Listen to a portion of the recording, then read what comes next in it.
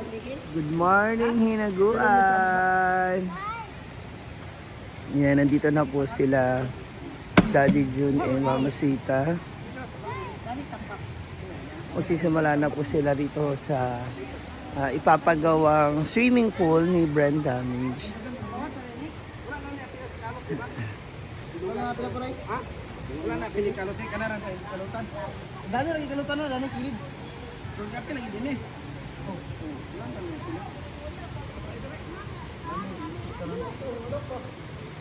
Nato may kalutan. Lambat ini. Data isipin sa palunan ko. Wala, mother, kawawa naman yung... Palo day. Pero asa mo ban pala, bara. Tatanggalin yung mga halaman mo dyan? Ah, dito. Dito man lang. Ah. Kala ko madadaming mga halaman sa dito.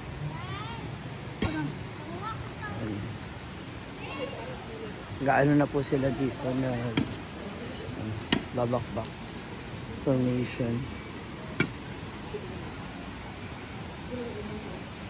Habang andito naman yung iba natin mga bisita this morning, ang dami. Magkape kayo pa? Magtimpla akong kape?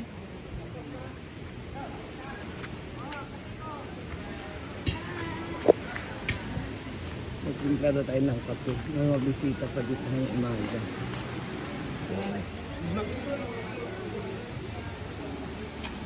Start na po ng paggagawa ng Today is June 6 and this is our first day sa nagbabalat yung ulo mo. This is our first day. Hi, good morning. Today is June 6 and it's our first day para sa ating pinapagawa. Swimming pool. Ang puspan ay na-upgrade na po siya. Ayan po ang ating 4-woman. Lady Foreman. Meron tayong poor man, meron tayong pinaka-poor. Literal na poor man kasi kami. Poor na poor. Bisita para kami from Manila. Dito guys sa Manila. Hello. Oh, ganyan ako kagabi.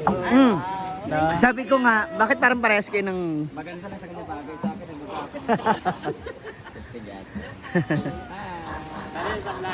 Manila.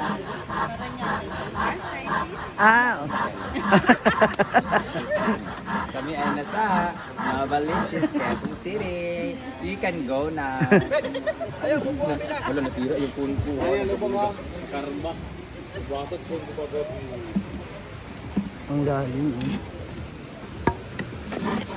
Yan ang magiging drainage parts. Parts, hawakan ko muna kayo nasa leeg mo. Ako yung natatakot. Ano ko muna? Alaga ko lang kay 2 months.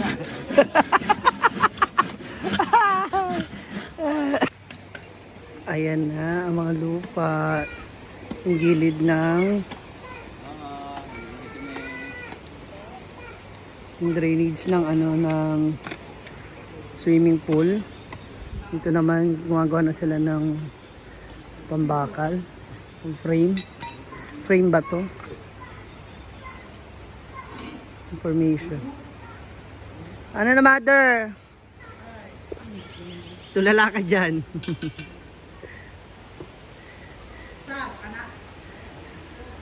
Ha? Mga ilang buwan ka dito? Isa. Isang buwan? Isang buwan lang yan? Dali naman yan. Oh? Ang ngayon lang ang pagsimula lang Ang matagal. Pag semento tsaka formation mabilis. diretso naman. Wala. Dito. Punta muna ako sa playa. Eto. Ano sa halaman mo? Bagong project naman siya. Dito. Ano yan? Ito another project na naman. Pantanim. May mabisi naman sila dito. So, ayan. Umuulan ngayon dito. Sama ko na si Choyans. Mag-iikot-ikot kami ngayon dito sa Hinaguan to update you guys.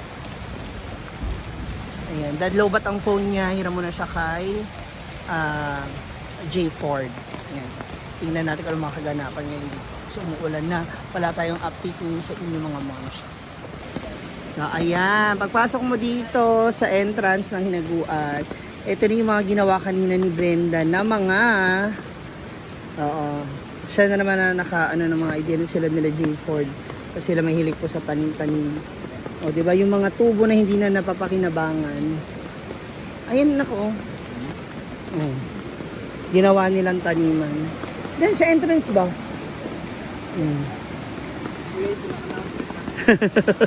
Nakalaag na siya ulit dito. Oh. Sabi ko mag-upload ba? Mag-vlog. Matagal din talaga siyang hindi makapunta dito sa Hinaguan.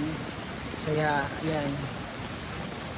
Tingnan natin. Nasaan ba si Brenda? Kasi bigla siya nawala. Hala, lumakas na naman yung tubig sa ilog. Ayan na. Tumaas na naman yung tubig sa ilog. Tumaas na naman, oh. Taas na naman, oh. Lakas na naman ang Mga upuan. mga upuan ba?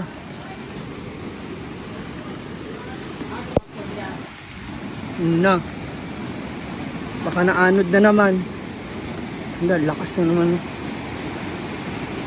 Ala, ang taas na naman nga. Parts, madulas. Goy! Usog na naman ang ano, baha. Wala na naman daanan dun sa ano. Dun sa tulay ba? Wala na naman? Ito naman ang update mula sa pinapagawang swimming pool ni Brenda. Nako, bagamat umuulan. Oy! Tawag kayo! Brenda! Ayan na po. May bakod na siya, nahukay na. Medyo malalim-lalim na. Ang lalaki ng mga bato na nahukay pala, oh.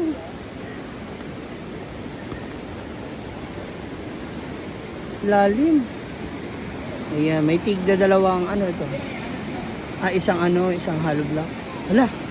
Ano nangyayari? Dito naman tayo sa function hall na lakas ng ulan. Ito na ang pangyayari dito. Dito nila binubuo yung mga bakal na gagamitin nila. Pampatibay dun sa mga dun sa mga border ng swimming pool. Ayan. Nagawa na rin sila rito ng mga panghalo.